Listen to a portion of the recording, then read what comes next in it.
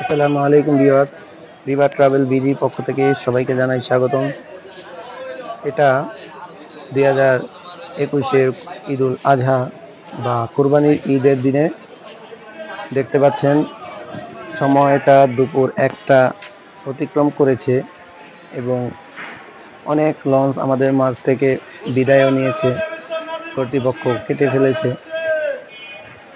এটা আজ থেকে আরো কয়েক বছর আগের ভিডিও এবং দেখা যাচ্ছে তখন অনেক পুরাতন লঞ্চগুলো তখন জমজমাট রুটে তারা সার্ভিস দিত।